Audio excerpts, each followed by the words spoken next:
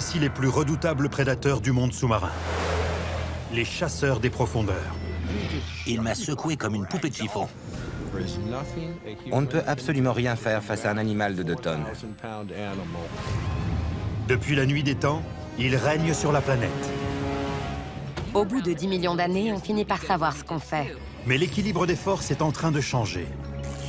Les plus grands prédateurs perdent des places sur la liste des créatures les plus dangereuses, alors que d'autres prennent de plus en plus d'importance. On n'a aucune idée de la distance à laquelle ils se trouvent jusqu'à ce qu'ils nous attaquent. Quel sera le futur numéro 1? Et pourquoi?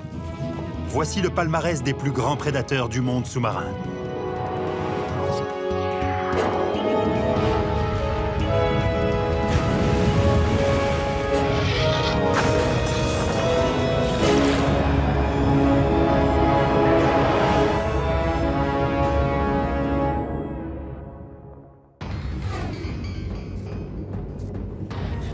Il y a 3,5 milliards d'années, les premières formes de vie sur Terre apparaissent parmi les profondeurs de l'océan. Des organismes monocellulaires évoluent en produisant de l'énergie grâce à la photosynthèse. En échange, ils produisent de l'oxygène, créant ainsi l'étincelle nécessaire à l'évolution de la vie sur Terre. Depuis des centaines de millions d'années, les abysses sont un terreau fertile pour les plus grands prédateurs de la planète. Les prédateurs marins sont beaucoup plus impressionnants que tous les prédateurs terrestres. Les espèces les plus incroyables qui vivent aujourd'hui sont presque toutes des créatures marines. Les océans regorgent de prédateurs capables de venir à bout d'un être humain en quelques secondes. Voici les 5 animaux les plus dangereux du monde sous-marin. 5 animaux dont aucune personne sensée ne souhaiterait croiser la route. Lequel d'entre eux est responsable du plus grand nombre de décès d'êtres humains au cours des 5 dernières années? Les gens ont toujours eu peur des grosses bêtes qui vivent dans l'océan. Et les grosses bêtes se développent dans l'océan. Parce que lorsqu'un prédateur prend le contrôle d'un espace défini, il est capable de si bien l'exploiter qu'il devient énorme. Et un des moyens de contrôler cet espace est de développer des dents. Dans le passé, beaucoup de prédateurs utilisaient leur supériorité physique, ainsi que leurs mâchoires capables de broyer les os pour tuer leur proie. Et aujourd'hui, rien n'a changé. Il vient dans ma direction. S'il y a bien des animaux avec lesquels je n'irai pas nager, ce sont les orques.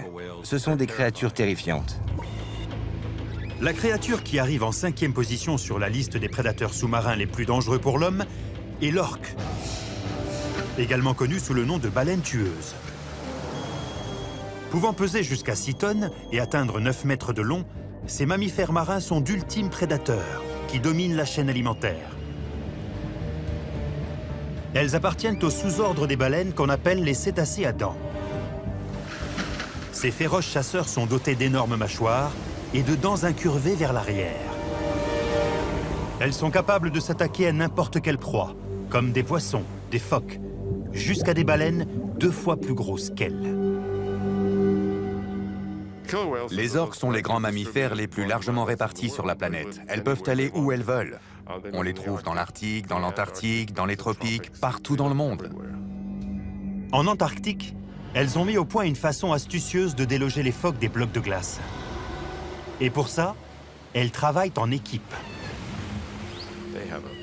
Elles possèdent une structure familiale très complexe. Elles communiquent entre elles lorsqu'elles chassent ou qu'elles plongent. Il est arrivé que des baleines mettent à profit leur intelligence et leur technique de chasse très élaborée pour s'attaquer à des êtres humains. Dans la petite ville côtière de Falmouth, en Angleterre, au musée local de la mer, 3 frères contemplent le minuscule canot qui leur a sauvé la vie. Tu te souviens comment il s'est brisé? C'est un dur rappel d'une confrontation brutale avec un groupe d'orques. En 1968, leur père, Dougal Robertson, vétéran de la marine, est un fermier peu fortuné de la campagne britannique. Douglas, l'aîné de ses fils, a 14 ans, tandis que Sandy et Neil, les 2 jumeaux, en ont 9.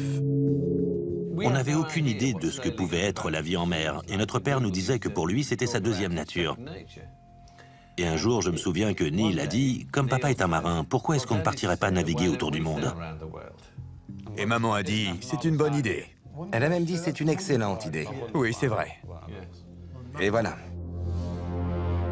L'idée a fini par germer avec le temps, et en 1970, le père vend la ferme familiale et achète un solide voilier de 13 mètres du nom de Lucette.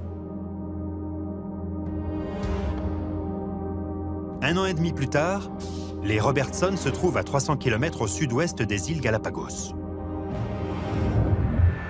Ils sont dans la même zone où, en 1820, un proche cousin de l'orque, un grand cachalot, a attaqué un baleinier portant le nom d'Essex. Un témoin décrit la scène comme un acte de vengeance contre les hommes ayant attaqué la baleine en premier. Le navire de 238 tonnes est brisé en deux et coule par le fond, inspirant le célèbre roman américain Moby Dick. Un siècle plus tard, dans des eaux similaires, c'est une journée ordinaire pour la famille Robertson, à bord du Lucette. Sandy, 12 ans, surveille l'horizon. En regardant à l'avant à tribord, on a vu des orques. Mais on n'y a pas spécialement prêté attention parce qu'on n'avait pas l'habitude d'en voir. Mais ces orques sont tout sauf amicales. J'ai compris ce qui se passait quand j'ai senti cet énorme choc.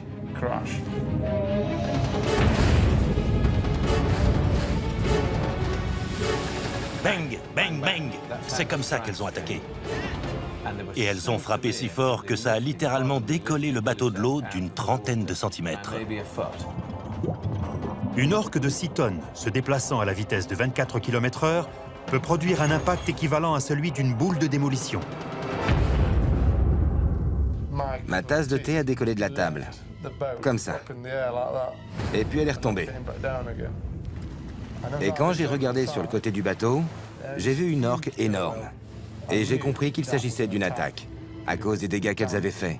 Il y avait un gros trou dans le bateau. Mon père avait de l'eau jusqu'aux genoux et il nous a dit d'abandonner le bateau. Et je lui ai dit « Oui, mais pour aller où ?» On était en plein milieu de l'océan Pacifique.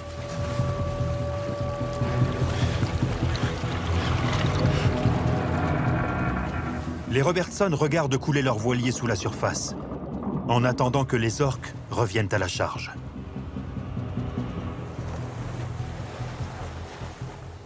Je me souviens des orques qui nous tournaient autour. Le premier soir, une grosse orque nous a tourné autour en respirant très fort. On était terrorisés. Les orques sont connus pour tourner autour de leur proie avant de les attaquer. On pensait que c'était la fin et que l'orque allait revenir. Mais au lieu de ça, au petit matin, les orques avaient toutes disparu. La question qui se pose est: pour quelles raisons ont-elles attaqué le Lucette? Était-ce un geste de colère, comme celui du cachalot qui aurait coulé l'Essex plus d'un siècle auparavant? Ou alors ont-elles seulement confondu le bateau avec une proie? L'explication réside certainement dans la façon dont les orques chassent leurs victimes. Le scientifique Peter Tayak a enregistré les sons les plus subtils émis par leur sonar. Les orques émettent une onde sonore sous la forme d'un clic qui se réfléchit sur tout ce qui se trouve devant elles. Le faisceau du sonar de toutes les baleines à dents est très concentré, comme celui d'une lampe torche. Il a un angle de 6 degrés. Et c'est comme ça que les orques scrutent les environs à la recherche d'une proie, jusqu'à ce que l'une d'elles passe dans leur faisceau. Les orques ont un sens de l'ouïe très développé, à l'instar de tous les mammifères. Cependant, pour s'adapter au milieu marin, celui-ci a évolué à la manière d'un sonar, que l'on appelle écholocation. Ces animaux analysent l'écho grâce à leur cerveau qui leur indique s'ils ont affaire à un mulet ou à un phoque. Et lorsqu'elles chassent d'autres baleines, capables d'entendre leur sonar, elles modifient leurs signaux pour créer ce que les scientifiques appellent un sonar furtif. Elles émettent de plus petits clics et elles évitent que les signaux soient trop réguliers pour les rendre plus difficiles à déceler. Avec des sens plus affûtés, il paraît peu vraisemblable qu'une orque ait pu confondre le son et la forme d'un voilier avec le son et la forme d'une baleine. Le bateau, qui est une cavité remplie d'air, est très facile à repérer avec le sonar, mais son écho n'a rien à voir avec celui d'un organisme vivant. Donc je suis sûr qu'une orque est tout à fait capable de faire la différence entre un bateau et une baleine. L'historien Richard Ellis a néanmoins une théorie personnelle au sujet de l'attaque. L'orque avait peut-être juste envie de s'amuser. Elles attrapent des phoques, puis elles les projettent dans les airs. C'est très difficile de comprendre pourquoi elles s'en prendraient à un bateau pour ensuite s'enfuir, ou encore pourquoi elles jouent avec leur proie alors qu'elles sont déjà mortes. C'est peut-être juste pour s'amuser. Les orques sont connus pour aimer jouer avec des objets, mais le fait qu'un groupe d'orques coule un bateau simplement pour s'amuser me paraît invraisemblable. Les frères Robertson sont d'accord. La première s'est ouvert la tête contre le bateau et on voyait du sang se répandre dans l'eau derrière elle. Et je sais que les animaux sauvages ne font rien par hasard. Ils étaient certainement décidés à attaquer. S'il s'agissait d'une attaque délibérée, les frères Robertson insistent sur le fait qu'ils ne l'ont pas provoquée. Pour les victimes comme pour les spécialistes, le mobile des orques demeure mystérieux. Cependant, les conséquences sont bel et bien réelles. Pendant plus d'un mois, la famille Robertson se retrouve à la merci du monde sous-marin, subsistant grâce à de l'eau de pluie et à quelques rares poissons. Je me souviens avoir parlé avec mon père un soir, et il m'a dit que la survie était une école difficile, parce qu'il n'y a plus de familles qui tiennent à ce moment-là. Et c'est vrai. Au 38e jour, ils sont enfin repérés et sauvés par un chalutier japonais. Ils ont survécu à l'attaque d'un des prédateurs les plus puissants de la planète. Au cours des 5 dernières années, 5 attaques d'orques ont été recensées sur des êtres humains. La quasi-totalité d'entre elles ayant eu lieu avec des animaux en captivité et seulement une ayant été mortelle.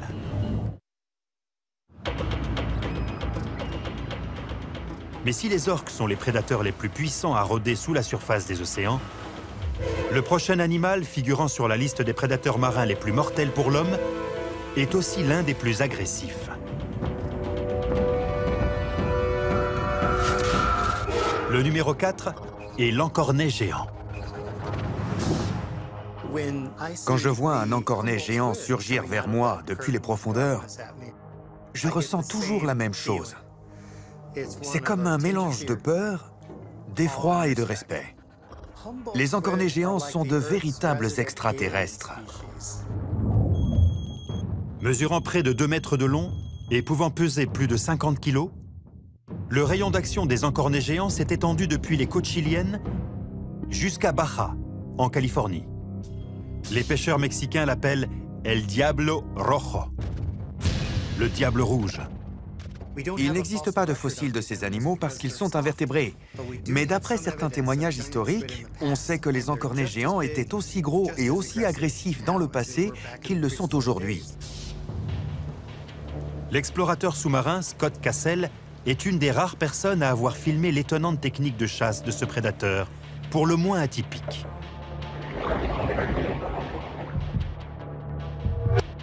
Ils ont 3 cœurs. Et le sang qui circule dans leurs veines est bleu.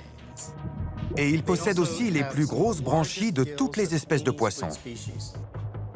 D'après les scientifiques, ce sont ces 3 cœurs et ces grandes branchies qui permettent à l'encornet géant de survivre dans les environnements pauvres en oxygène. Cela signifie qu'ils peuvent chasser dans des profondeurs extrêmes, inaccessibles à d'autres prédateurs. Les encornets peuvent remonter à la surface depuis 600 mètres de fond, ce qui fait une différence de pression de 60 kg par centimètre carré. Et ils encaissent des variations de température de 40 degrés sans aucun problème. Dès qu'ils s'approprient un nouveau territoire, ils dévorent tout sur leur passage. Ils mangent de tout. Un encornet géant avale près de 10 tonnes de poissons au cours de sa vie. C'est énorme. Au début de ses recherches, Scott découvre qu'ils ne choisissent pas seulement leur proie au hasard, mais qu'ils font preuve d'une certaine provocation avant d'attaquer. La pire attaque dont j'ai été victime était la première. Nous sommes en 1995 et Scott est de sortie en mer pour une plongée scientifique de routine. Quand je suis entré dans l'eau, j'ai commencé à observer un encornet et j'étais aux anges. C'était la consécration de toute une vie de labeur. J'avais enfin la chance de voir un encornet géant. Scott est tout de suite hypnotisé par cet animal. Leurs yeux sont développés comme ceux d'un être humain. Et lorsqu'ils vous regardent, vous vous sentez désemparé à cause de la façon dont ils vous scrutent. Mais c'est tout ce que cette créature possède d'humain. Scott observe l'encornet lui offrir un véritable spectacle lumineux. Ils peuvent passer du rouge au blanc à une vitesse incroyable. Le rouge foncé est la première couleur à disparaître dans l'eau de mer. Et ils sont capables de devenir invisibles instantanément. L'encornet géant change rapidement de couleur grâce à des cellules spécifiques. D'après les experts, cet effet stroboscopique est un moyen très efficace de communiquer. L'effet stroboscopique est là pour détourner votre attention. Pendant ce temps-là, un autre encornet vous attaque par derrière. Mais à ce moment-là, Scott n'a aucune idée de ce qui se passe autour de lui. Pendant que je filmais, j'étais tellement fasciné par cet effet stroboscopique que j'ai consacré toute mon attention sur un seul animal. Mais j'étais encerclé par tout un groupe d'autres encornets. Et là, j'ai vu bouger quelque chose. J'ai reçu un coup si violent au visage que la caméra m'a brisé le nez. L'encornet le serre avec ses tentacules. La puissance de ses bras est vraiment surprenante. On a l'impression d'être maintenu par un câble en acier. Il ne s'agit que d'un invertébré, mais lorsqu'il vous attrape avec ses 30 ou 40 000 dents situées sur ses ventouses, il n'y a aucun moyen de s'échapper. Ensuite, il m'a emmené à plus de 15 mètres de fond et mon tympan droit a éclaté. Puis l'encornet le relâche aussi rapidement qu'il l'avait attaqué et s'en va. Scott remonte enfin à la surface. Il a survécu à ce qui pourrait être une attaque mortelle. Depuis ce jour-là, je plonge attaché à un câble pour les empêcher de m'entraîner vers le fond et je porte aussi une armure. Mais même avec une cotte de maille, ils peuvent vous briser le poignet et c'est pour ça que je porte même des protège-poignets. L'expérience qu'a vécue Scott n'est pas un cas isolé. Les pêcheurs des environs ont eux aussi eu affaire au diable rouge. J'ai parlé à des témoins qui ont vu des pêcheurs mexicains se faire tuer et dévorer par des encornets géants. Leurs corps ont été tellement ravagés par les encornets que même leurs familles n'ont pas pu les identifier. Malgré seulement 2 décès attribués au cours des 5 dernières années, il est impossible de savoir combien d'attaques n'ont pas été signalées. Nous sommes aujourd'hui en présence d'un super prédateur qui vit parmi nous, et ce n'est qu'une question de temps avant que davantage de personnes ne se fassent attaquer. Les prédateurs marins tels que les orques ou les encornets géants sont capables de s'en prendre à des êtres humains. Mais les attaques restent rares. La prochaine créature est un célèbre tueur. Le numéro 3 de notre liste. Le grand requin blanc. C'est le plus grand poisson prédateur des océans, pouvant atteindre près de 6 mètres de long et peser jusqu'à 2,5 tonnes. On rencontre le grand requin blanc le long des côtes de tous les principaux océans. Les requins ont survécu à tous les plus grands processus d'extinction animale. Ça veut dire que quand les dinosaures ont disparu il y a 65 millions d'années, les requins étaient toujours là. De tous les prédateurs de notre liste, c'est de loin le plus redouté. Peter Benchley a écrit Les Dents de la mer en 1974. Et à partir de ce moment-là, tout le monde s'est mis à avoir peur des requins. Les gens ont toujours éprouvé de la fascination et de la peur pour les requins. Il y a même des récits qui remontent à Aristote et qui parlent des requins comme de véritables monstres marins. Le grand requin blanc mérite bien sa réputation. On ne peut absolument rien faire pour se battre contre un animal mesurant 5 mètres et pesant près de 2 tonnes. Ses dents sont aussi tranchantes que des couteaux à steak et il est capable de nager à plus de 60 km/h. Si un requin a décidé de vous manger, il le fera. Un grand requin blanc a attaqué un plongeur. Peu de gens ont vu ce prédateur d'aussi près que le plongeur amateur Jack Rochette. En 1964, Jack a 21 ans et il est passionné par la plongée sous-marine. Le 13 janvier, ses amis et lui décident de rejoindre un groupe de plongée pour une sortie en mer dans un spot très réputé pour la pêche au harpon. J'avais déjà croisé plusieurs grands requins blancs avant. Et il y a eu plusieurs attaques, dont une l'année précédente. Et pour moi, c'était de l'inconscience de vouloir retourner aux îles Farallon. Je m'étais déjà promis de ne jamais y retourner. Mais les amis de Jack le persuadent d'y retourner une dernière fois.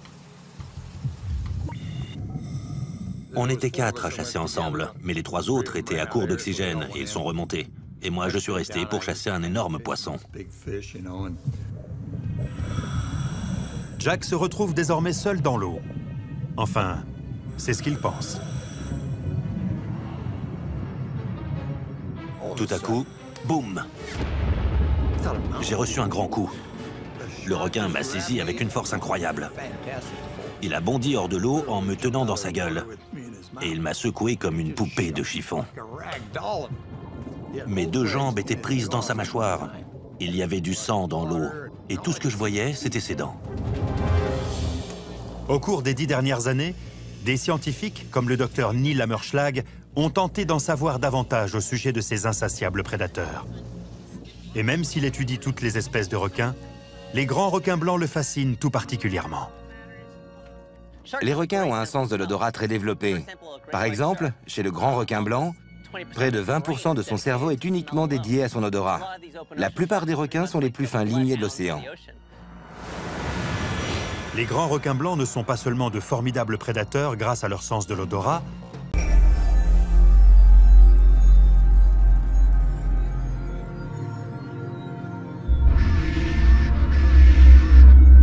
mais aussi grâce à leur sens supplémentaire. Les requins sont dotés d'un des sens les plus rares et les plus développés.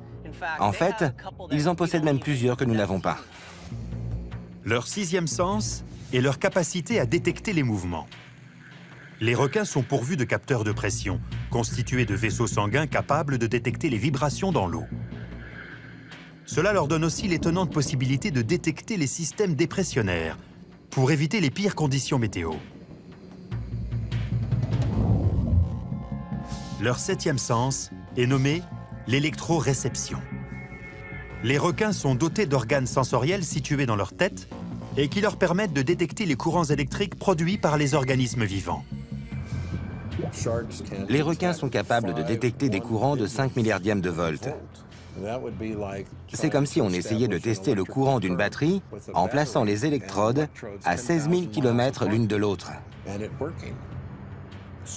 Les requins sont 5 millions de fois plus sensibles aux signaux électriques que toutes les autres espèces du règne animal. Sur ce point, ils sont absolument uniques. Tous les animaux émettent un champ d'ondes électromagnétiques, y compris les êtres humains. Il y avait du sang partout dans l'eau. Et j'essayais de lui faire lâcher ma jambe. Je ne savais pas quoi faire.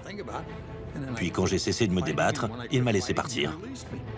Quand je suis remonté à la surface, je ne savais pas ce qui s'était passé. Je me suis demandé si j'étais mort et si j'étais au paradis.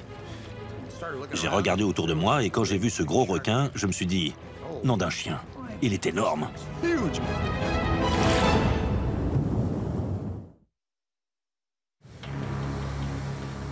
À 43 km des côtes de San Francisco, Jack Rochette, 21 ans, a été victime d'un grand requin blanc. Le numéro 3 sur la liste des prédateurs les plus mortels pour l'homme.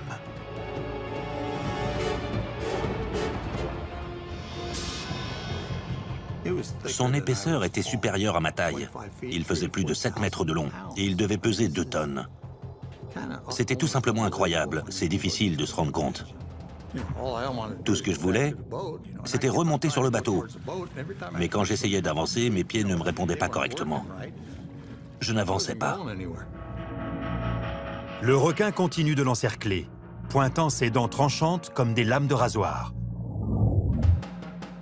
Leurs dents possèdent leur propre système nerveux et leur propre système sanguin, et ils sont capables de les brandir comme un chat sortirait ses griffes et de les manipuler sur les surfaces qu'elles rencontrent. Ces dents sont parfaitement conçues pour saisir ses proies et les tuer. Je commençais à être à bout de force, mais je me suis dit qu'il était hors de question de baisser les bras maintenant. Le requin continuait de me tourner autour. Son œil est passé à 10 cm de moi. Et là, j'ai cru que j'allais mourir. Et tout d'un coup, le requin a disparu. Et je ne l'ai jamais revu. Pourquoi ce grand requin blanc est-il parti sans tuer sa victime? Des spécialistes ont une théorie. Dans 96% des cas, les requins mordent une fois et on ne les revoit plus. Si on représentait une proie potentielle, ils nous mordraient beaucoup plus fort. La première morsure des requins est souvent fatale. Et la morsure qu'ils infligent à leur proie n'a rien à voir avec celle infligée aux humains. Les grands requins blancs attaquent pour se nourrir. Et donc, pour les motiver à dépenser l'énergie nécessaire pour déplacer un corps d'1 tonne dans l'eau à plus de 60 km/h, il leur faut une baleine ou un phoque. Et quand ils s'attaquent à des êtres humains, c'est uniquement par curiosité. Ils examinent les choses qui les entourent avec leurs dents. Comme nous connaissons les requins, on pense souvent que les requins nous connaissent aussi. Mais ce n'est pas forcément vrai. Vous pouvez très bien tomber sur un requin de plus de 5 mètres qui n'a jamais vu un être humain.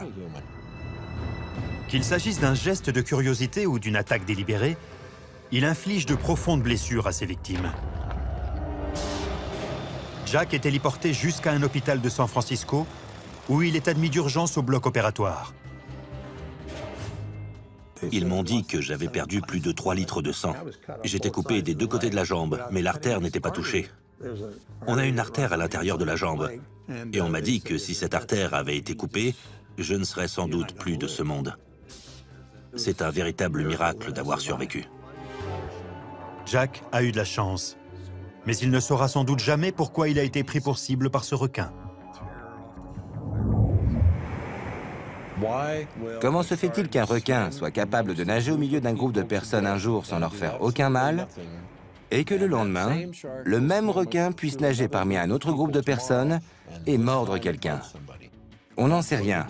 On ne connaît pas leur motivation. La puissante morsure du requin et la nature imprévisible de ses attaques lui valent sa réputation du plus redoutable de tous les prédateurs.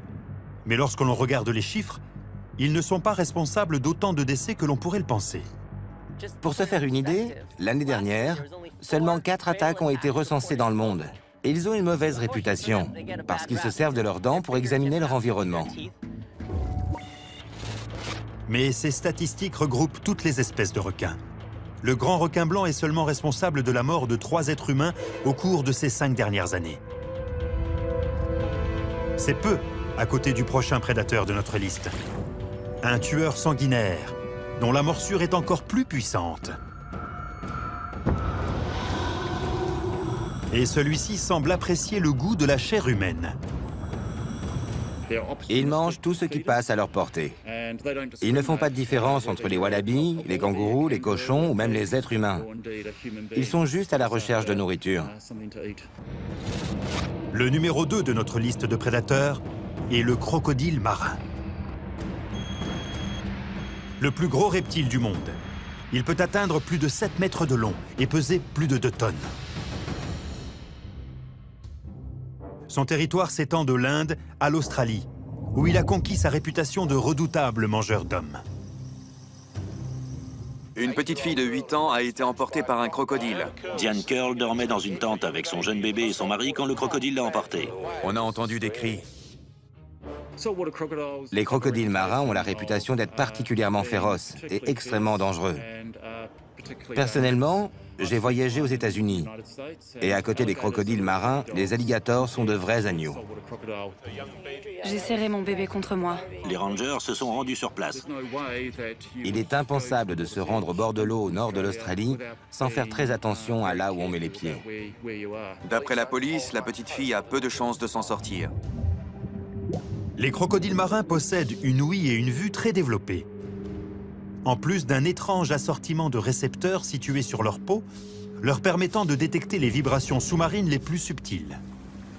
Lorsqu'une proie potentielle pénètre la surface de l'eau, ces capteurs sensoriels en captent les vibrations. Alerté par la présence d'un repas éventuel, le crocodile commence par analyser sa future victime. Les crocodiles sont des animaux très routiniers. Ils peuvent chasser au même endroit pendant des jours, voire des semaines. Lorsque le crocodile a fini d'analyser les mouvements de sa victime, il décide de passer à l'action. Il glisse à la surface de l'eau sans faire de remous. Il ne laisse aucune chance à ses victimes.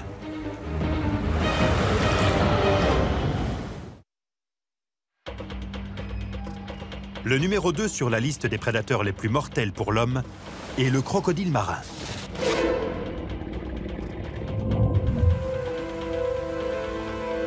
Après avoir soigneusement étudié les mouvements de sa victime, ce reptile géant est prêt à passer à l'attaque. Dès qu'un animal s'approche du rivage pour boire, les crocodiles sont prêts à se propulser hors de l'eau, en majeure partie grâce à la puissance que leur fournit leur queue. La queue d'un crocodile est un énorme muscle qui génère une force et une inertie incroyables. C'est ce qui lui permet de se propulser hors de l'eau, d'attraper sa proie et de la ramener dans l'eau. Il la fait tournoyer, il l'emmène sous la surface et elle finit souvent noyée. Les mâchoires du crocodile marin sont capables de broyer les os de ses victimes, grâce à leur puissance 10 fois supérieure à celle d'un lion. Les scientifiques ont évalué la pression de leur morsure à 10 000 newtons. En quelque sorte, ça consiste à se retrouver sous un rocher d'une tonne. J'ai été mordu par des petits crocodiles environ cette taille-là, ici. L'un d'eux m'a mordu à la main, et un de mes élèves a dû faire levier avec un tournevis pour me la dégager. L'Australien spécialiste des crocodiles, Steve Irwin, a passé ces dernières années à collaborer avec Craig Franklin et une équipe de chercheurs d'un zoo australien et de l'Université du Queensland, à la recherche de crocodiles marins. Ils ont capturé des spécimens sauvages, ils les ont marqués, puis ils ont suivi leur déplacement grâce à un récepteur satellite. Les premiers résultats sont stupéfiants. Les crocodiles marins sont d'incroyables nageurs. On les a suivis pendant plus de 900 km. Les crocodiles savent exploiter les courants de surface pour se déplacer le long des côtes du nord de l'Australie, de l'Asie du Sud-Est et de l'Inde. Silencieux, intelligent et patient, le crocodile marin est l'un des prédateurs furtifs les plus redoutables. Quand je suis à côté d'un crocodile, je ne lui tourne jamais le dos. Jamais. Vu que le crocodile marin fréquente principalement des endroits très reculés, les experts estiment que beaucoup d'attaques sur des êtres humains ne seraient pas signalées. Cependant, les chiffres dont on dispose font état de 150 attaques et 50 décès chez des êtres humains au cours des 5 dernières années. Mais cet imposant crocodile marin n'est pas l'animal le plus mortel de notre liste.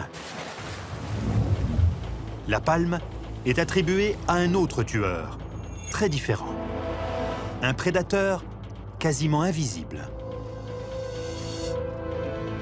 La créature numéro 1 sur notre liste des prédateurs les plus mortels du monde sous-marin est la méduse boîte. Pouvant atteindre 3 mètres de long et peser seulement moins de 2 kilos, elles tiennent leur nom de la forme cubique de leur cloche. La plus grande et la plus venimeuse espèce de méduse boîte du monde fréquente les eaux côtières de l'Australie et de la région Indo-Pacifique.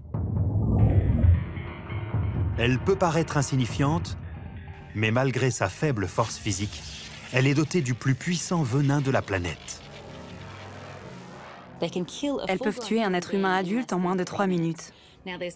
Aucun serpent, aucune araignée, ni aucun scorpion n'est capable d'en faire autant.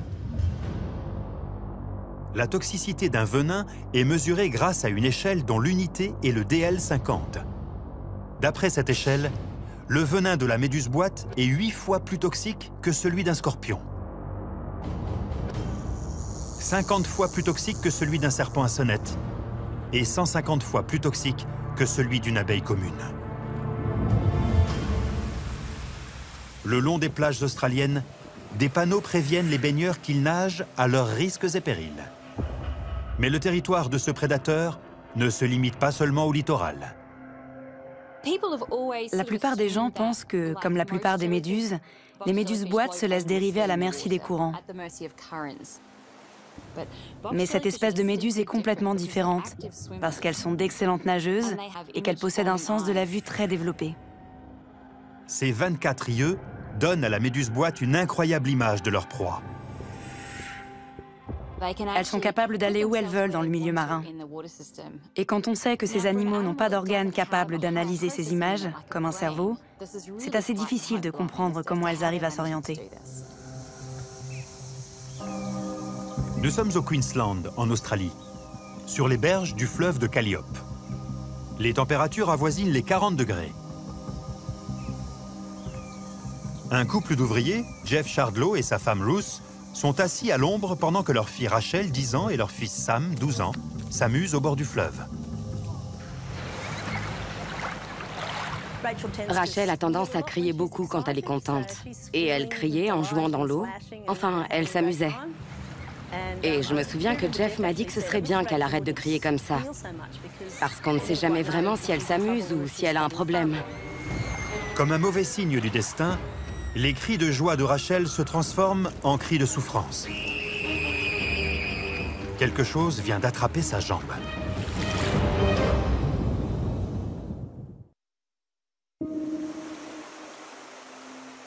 La région du Queensland en Australie. Le prédateur des fonds marins le plus dangereux pour l'homme a encore frappé. La créature en tête de notre sinistre palmarès est une méduse boîte venimeuse qui s'est accrochée à la jambe de Rachel et qui refuse de laisser partir cette petite fille de 10 ans. La meilleure comparaison que j'ai entendue à ce sujet, c'est d'imaginer un couteau de cuisine dont on chaufferait le bout de la lame jusqu'à ce qu'il devienne rouge pour le faire ensuite glisser le long de sa peau. Maintenant, multipliez cette douleur par 10 et de façon permanente. La douleur ne diminue pas, elle reste au même niveau. Et quand j'ai regardé sa jambe, je n'avais jamais vu ça avant. Et j'espère que je ne le reverrai jamais. Elle avait tout un tas de tentacules enroulés autour de sa jambe. Un tentacule de 2,70 m peut suffire à délivrer une blessure mortelle. Et la méduse boîte en possède jusqu'à 60. Donc, si vous faites le calcul, une méduse boîte possède suffisamment de venin pour tuer 60 personnes. J'ai tout de suite essayé de retirer les tentacules avec mes doigts, mais ils restaient collés. Ils s'agrippent super vite. Ces tentacules sont pourvus de minuscules aiguilles qu'on appelle des nématocystes. Et même si ces aiguilles ne sont longues que d'une cinquantaine de microns, soit une fraction de millimètre, elles en possèdent près d'1 million par centimètre carré. La pression avec laquelle ces aiguilles sont appliquées est d'environ 1400 kg par centimètre carré. C'est quasiment la même pression que celle d'une arme de calibre 45. La pression est quasi identique. Elles sont capables de totalement déployer ces aiguilles en un 25 millième de seconde. C'est un des procédés cellulaires les plus rapides de toutes les créatures de la planète. Pendant ce temps, l'agitation au bord du fleuve a attiré l'attention d'un couple qui campait juste à côté.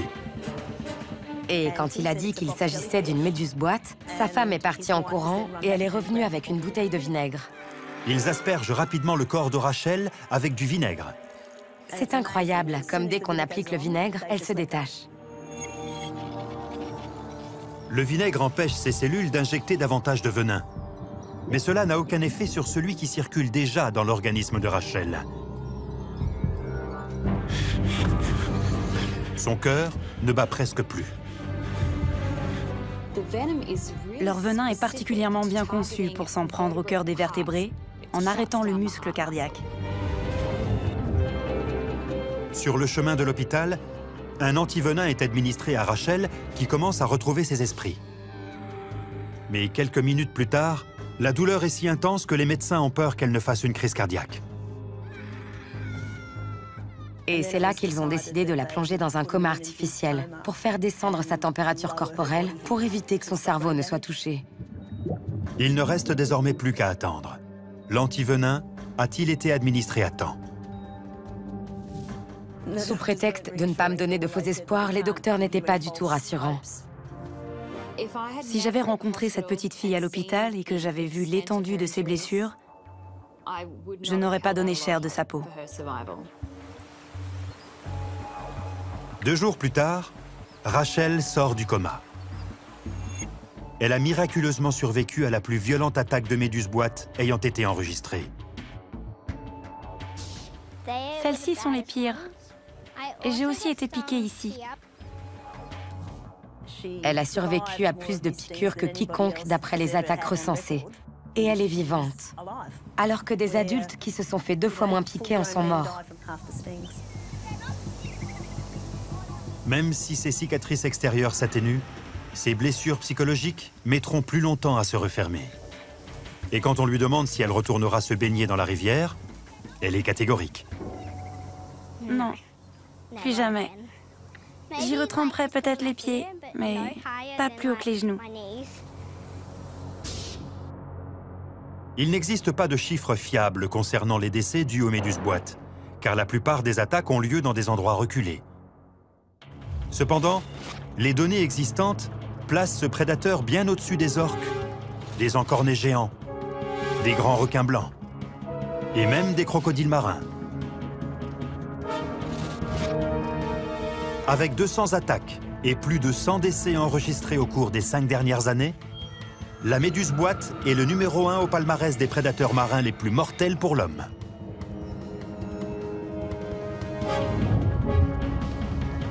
Mais le monde dans lequel nous vivons est en train de changer. Le classement que nous avons établi est valable aujourd'hui. Mais qu'en sera-t-il dans plusieurs années? Un grand nombre de spécialistes s'accordent à penser que l'équilibre des forces est en train de basculer. Si on regarde le nombre de grands prédateurs aujourd'hui, comme les baleines et les requins, on se rend compte que leur population a considérablement diminué à cause de la surpêche.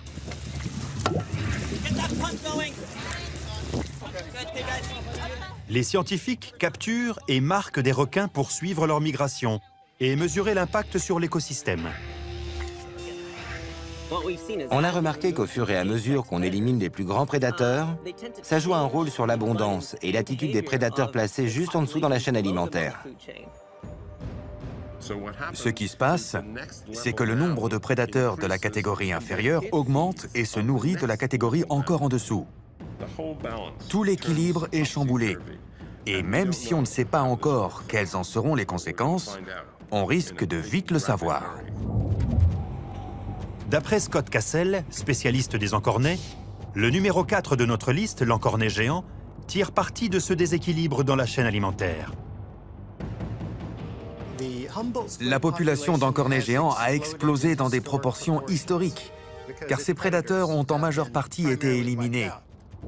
Il y a des centaines de millions d'individus le long de la côte ouest des États-Unis, alors qu'il n'y en avait aucun il y a 50 ans. Aujourd'hui, il y en a jusqu'en Russie. Ils ont traversé le Pacifique et on en a même trouvé aux Philippines. Je pense sincèrement que ce n'est qu'une question de temps avant qu'ils ne prennent possession de l'Atlantique et des Caraïbes. On ne trouvera bientôt plus que des encornets sous la surface des océans. Il ne faudra pas longtemps avant qu'un nouveau prédateur ne se hisse au sommet de la chaîne alimentaire, pour régner en maître sur tous les océans de la planète, prêt à frapper à tout moment.